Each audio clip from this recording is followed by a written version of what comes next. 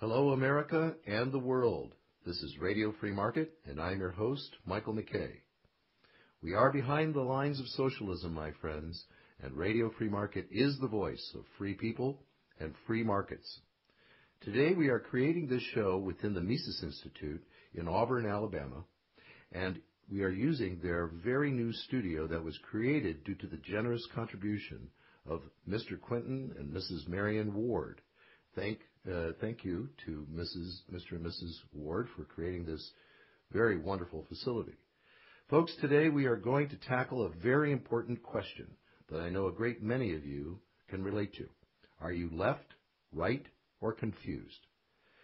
This show today will be an introduction to libertarianism, and with us is our special guest, Mr. Jacob Huebert. Welcome, Jacob. Well, thank you for having me. Very good.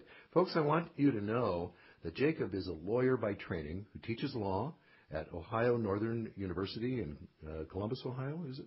Well, it's a little further from that. It's in Ada, Ohio, kind of in the middle of Ohio somewhere. Very good. He has a new book coming out in July this year, 2010, called Libertarianism Today. And today, you're going to get a sneak peek into that book. So, Jacob, let's start out with the first question that you address in the book. What is libertarianism?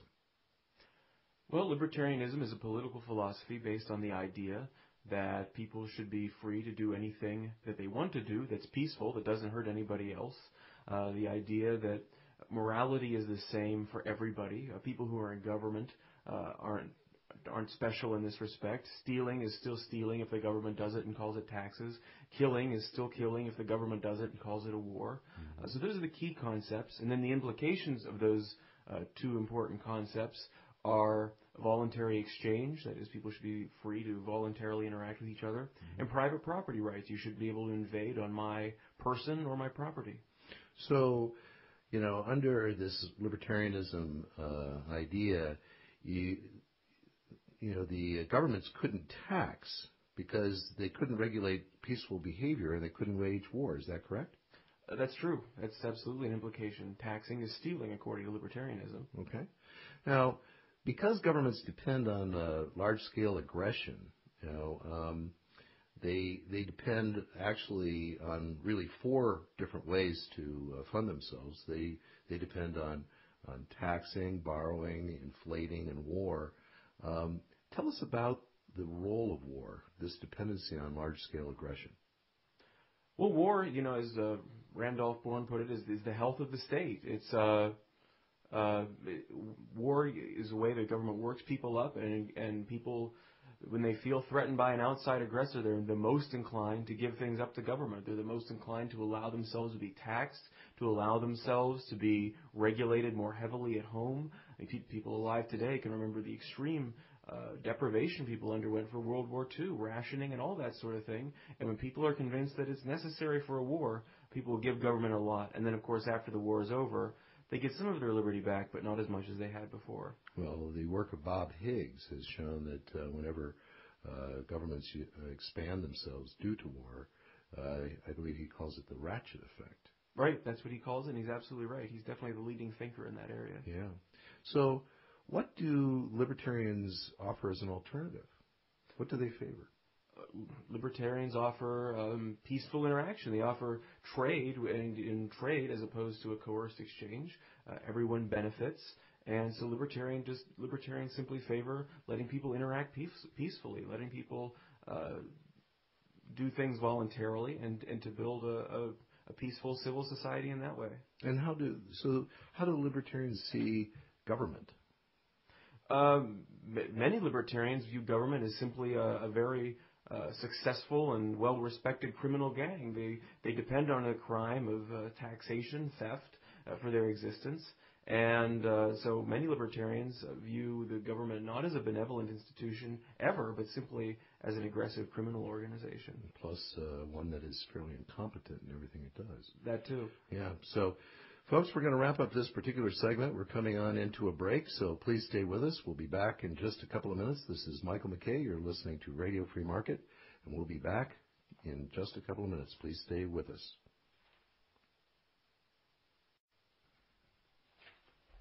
And we're back. This is Radio Free Market, and I'm your host, Michael McKay, and with me is Mr. Jacob Huebert. And we're talking about what is libertarianism, or as I like to introduce it, are you left, right, or are you confused? So we were just talking about how libertarians see government, and you were, during the break, making an additional comment on that, Jacob. Please go ahead.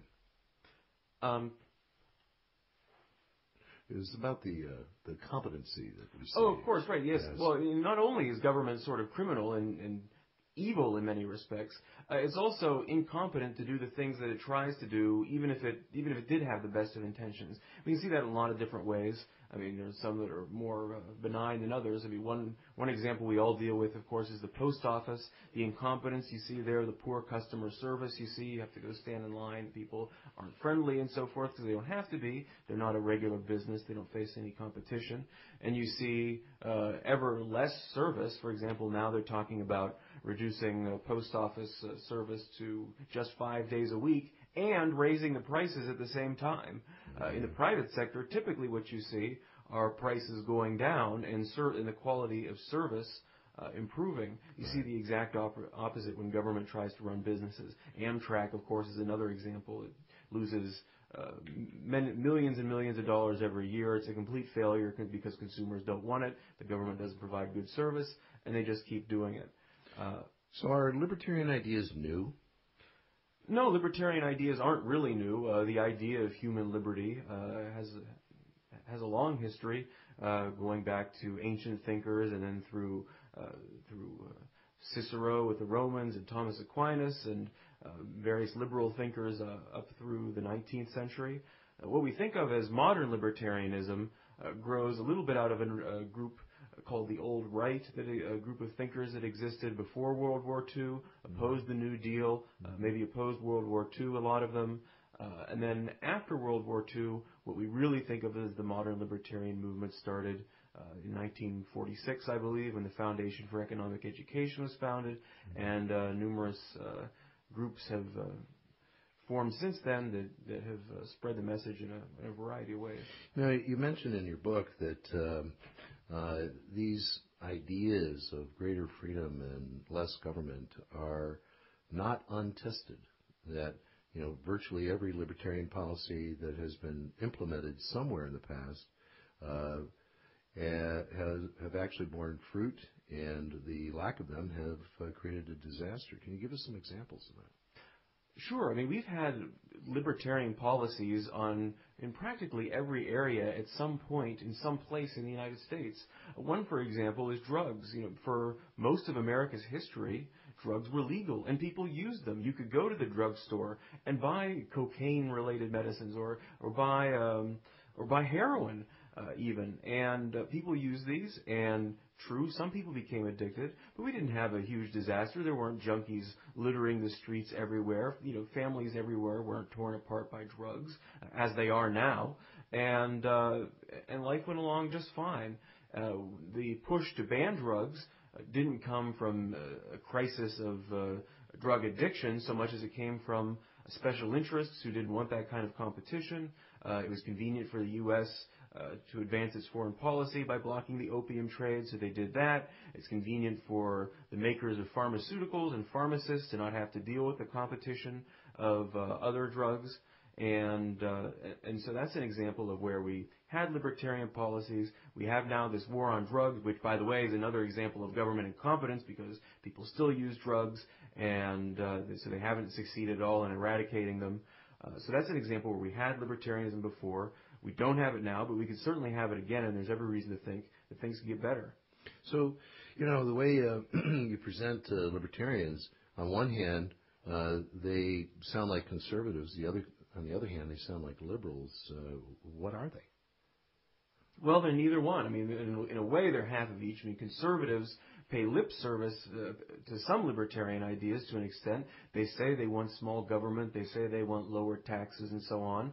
When you see what the people they elect actually do, they don't seem to really favor those things, but at least they say they do. Mm-hmm. Likewise, liberals will say they favor certain libertarian policies.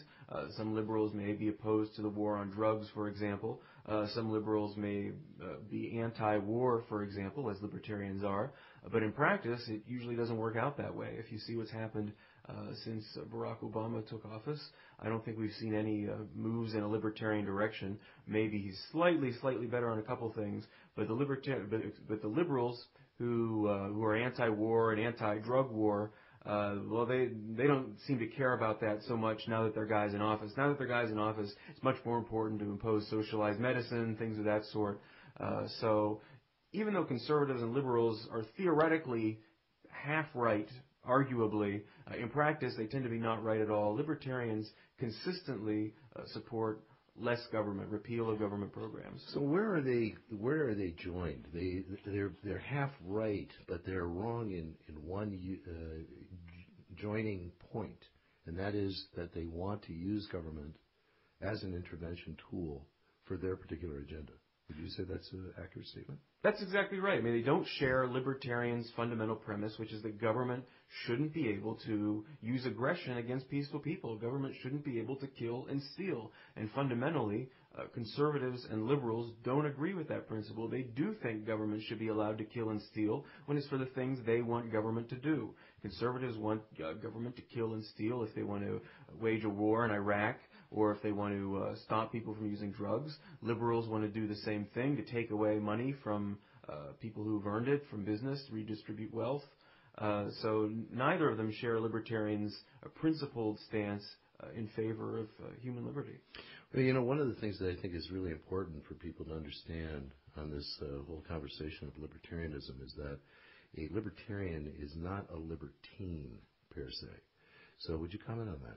Yeah, that's absolutely right. I mean, people sometimes react to this. I mean, I've had people say, oh, you're a libertarian. Well, you must believe there's no such thing as personal morality at all. And that's not true. I mean, libertarianism is simply about the relationship between government and people. It's about the idea that government shouldn't be allowed to aggress against people. It has nothing whatsoever to say about how you should live your life. Mm-hmm. Just because I shouldn't be able to use force to stop you from using drugs, that doesn't mean I think you should use them. It just means I shouldn't be able to use force to stop them. Not all morality is subject to being policed by government. It doesn't mean there is no such thing as morality. In fact, I would think that the entire premise of libertarianism assumes that people are more good, basically, than more bad. I don't know if that's quite true, because one problem with government is that you know people aren't good and you can't trust them with power. But it's a question of how many. Let me rephrase that. I like to ask people the question: do you think that people are basically good or are basically bad? Because if they say that people are basically bad, then of course they would be very rational in their support for greater security from the state.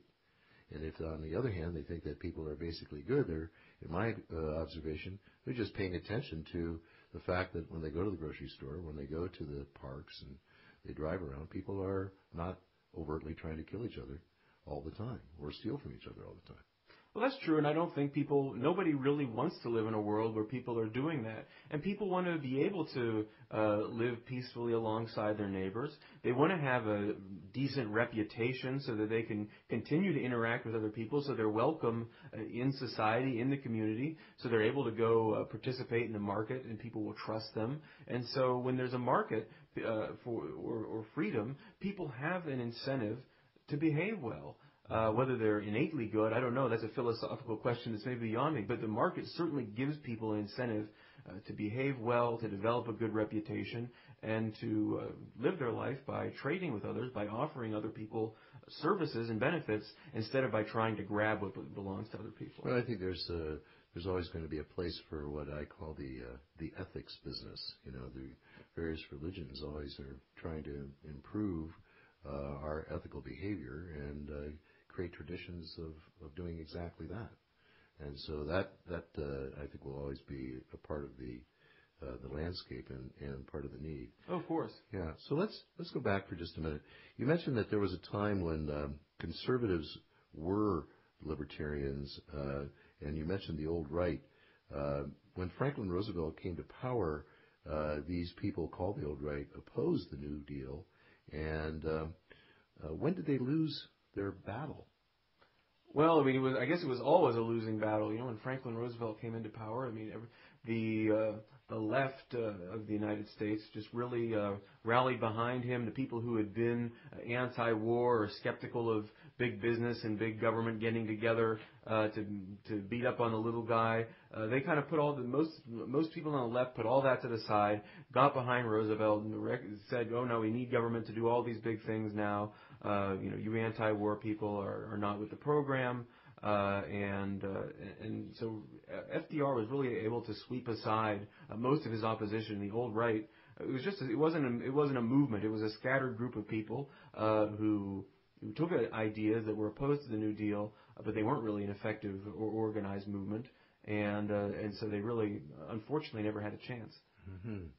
So you mentioned that there was a next generation of conservatives that increasingly favored the Cold War and constraining government at home became a lower priority. Can you tell us more about that? Well, sure. After World War II, the old right, a lot of those people were getting older. Some of them kind of faded into the background. And into the foreground came, say, William F. Buckley and his magazine, National Review. And Buckley seemed to have some libertarian sympathies. He said he was influenced by one of the great old right thinkers, Albert J. Nock. But his priorities seemed to be on, instead of on libertarian things, on defeating Soviet communism. And that was the number one thing for National Review. He brought in people who were ex-Trotskyites, socialists, and so forth over time, who favored defeating the Soviet Union, but had no particular connection to libertarian ideas that Buckley supposedly liked. Very good. Well, we're going to take another break, folks, and so please stay with us. This is Radio Free Market, and I'm your host, Michael McKay, and we'll be back right after the break. Stay with us. Welcome back, everyone. This is Radio Free Market, and I am your host, Michael McKay, and with me today is Mr. Jacob Huebert, and Jacob is a lawyer and teaches law. And he's the author of a book, Libertarianism Today, which is going to be coming out in July 2010. And we're getting a sneak preview of this particular book in this conversation, which we titled, Are You Left, Are You Right, or Are You Confused? And so we're talking about the linkage of the libertarian movement right now to the conservative movement. Because it was pretty much identified with the conservative movement for quite a long time. What happened to that? Well, I think in that period we were talking about when National Review was first getting started and so forth, libertarians saw some connections there with the conservatives. The conservatives claimed to favor the free market and so forth, and of course, they were opposed to communism, and libertarians are opposed to communism. Libertarians just don't want to fight wars over it. So they saw some commonality there. Over time, the divisions started to appear, particularly with the Vietnam War, where the conservatives tended to favor it, and the libertarians found this totally abhorrent. And many libertarians made their permanent break with conservatism right then and there because they could have nothing to do with this pro-war stance. But over time, Barry Goldwater, of course, I should mention, was another major factor. I mean, if you listen to Barry Goldwater's speeches, in many respects, he sounds very much like a libertarian, very much interested in putting liberty first. So that established some connection between conservatives and libertarians. And then, of course, Ronald Reagan. Right, and then when you get to Reagan, of course, Reagan's speeches, if a libertarian listens to them, some of them sound very, very good. They sound very libertarian. I mean, he would say that the problem is government. Exactly, and so that sounds great to libertarians, and a lot of libertarians placed a lot of hope in Reagan to scale back government. But in fact, he actually expanded it dramatically. He did. I mean, government only got bigger under Reagan. There was deregulation during the Reagan era, but what a lot of people don't realize is airline deregulation, trucking deregulation, these things were actually enacted under President Carter and simply took effect while Reagan was in office. Reagan deregulated very little and at the same time expanded government greatly, particularly with respect to the military, which counts. I mean, the military is part of big government, and building more nuclear weapons is a terrible thing from a libertarian perspective. Not only is it a waste of money, it threatens the existence of the human race, and it can only be used aggressively. And these are just terrible things from a libertarian perspective. And of course, the deficit only got bigger and bigger under Reagan, and then suddenly you had former free market economists saying, "Oh no, deficits don't matter." And to all of this, libertarians are disgusted by all of this, and that's really what happened under Reagan. The reality under Reagan was bigger government, and libertarians, some of them still don't recognize that simply because the rhetoric was so good. So, there's a lot of movement now. There's this Tea Party movement that's growing by leaps and bounds. What is the future for libertarians? Well, it's hard to say what the future is. I mean, there are very encouraging signs and there are very discouraging signs. The most encouraging thing, of course, is Ron Paul's movement, how he was able to rally so many people and to draw so much interest. And now, of course, he's a major figure in the media. He's invited to comment on things, and he presents, even though he's not a perfectly pure libertarian, basically he presents the libertarian perspective. People know what that is. They respect it. They see it as something different from what other Republicans are offering. And so Ron Paul and his movement offer a great deal of hope. Of course, on the other hand, we see government just getting bigger and bigger, and people becoming more and more depending on it, expecting it to do more things. We see government just kind of, even when people oppose the government, bailing out big businesses and so forth, well, government just goes ahead and does it anyway, and nothing seems to stop them. And so you have this Tea Party movement which kind of reacts to that. I don't know that those people, most of them are libertarians, but they see something wrong in all this. They see that government should be scaled back in some ways, but whether that will succeed or whether it will simply be kind of taken over by the conservative types who will come along with the Reagan-esque rhetoric again and the Reagan-esque results of not really making government smaller, remains to be seen. Unfortunately, I think that's probably the more likely scenario. Well, you made a little side comment there that Ron Paul is not a pure libertarian. In what way would you contrast him with being a pure libertarian?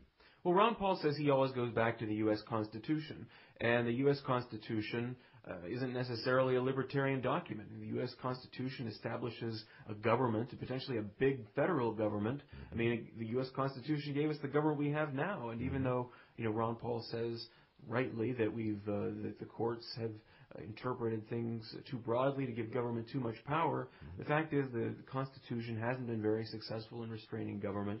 I mean, Ron Paul doesn't want to abolish the military. He just wants to bring the troops home, but he would still pay for that.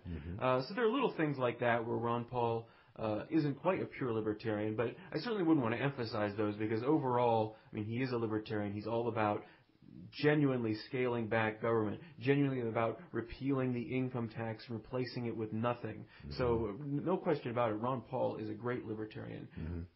Yeah, and we do see an incredible growth in, particularly among young people, in recognizing this.